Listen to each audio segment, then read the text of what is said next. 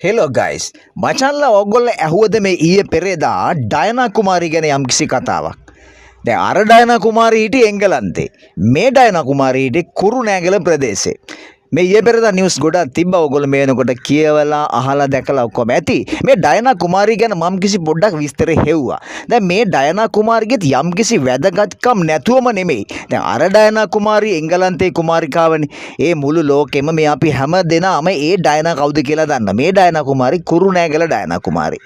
අවුරුදු 40ක් එයා සේවය කරලා තියෙනවා. එයාත් වෛශ්‍යාවක්. එයා ඒ ජොබ් එක අවුරුදු 40ක් කරලා තියෙනවා. සෙල්ලම් නැහැ නේ, සුළුපටු නැහැ. එන සේවයක් කරලා තියෙන එක පැත්තකට. හැබැයි මොනවා වුණත් එයා වෛශ්‍යාවක්. යම් කිසි විදියකට සේවයක් තමයි ඒක. යම් කිසි විදියකට කල්පනා කරොත් ඒක සේවයක් තමයි. හැබැයි මේ ඩයනා මේ වෘත්තියේ අනික් අය වගේ නෙමෙයි. එයාගේ යම් කිසි වැදගත් දේවල් තිබිලා තියෙනවා. මේ කුරුණෑගල බස් ස්ටෑන්ඩ් එකේ මොකක් හරි රණ්ඩුවක් වුණොත් එයා එතෙන්ට ගිහලා රණ්ඩුව විසඳලා දානවා. එයා ඉස්සෙල්ලම බලන්නේ පොඩි ළමයිද?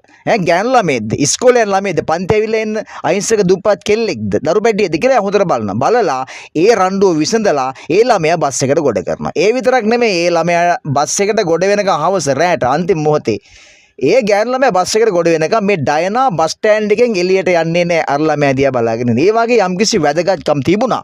එයා ජීවත් වෙන්න ක්‍රමයක් නැතිකමට ඇඟ විකුණලා ජීවත් වුණා තමයි ඒ ඩයනා කුමාරි. හැබැයි අවුරුදු 40ක් එයා මූර්තිය කරගෙන ගියා. ඒ වගේම තමයි කිසිම මිනිහෙක් එක බලෙන් ගියේ නැහැ. කිසිම මිනිහෙක් රැවට්ටුවේ නැහැ. ඒ වගේ හරි හොඳ උතුම් ගතිගුණ මේ මිනිස්සයා තුළ තිබිලා තියෙනවා.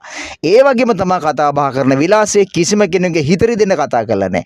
ඒ වගේ යම්කිසි වැදගත්කම් කීපයක් තිබුණු කෙනෙක් තමයි මේ කුරුණෑගල ඩයනා කුමාරි.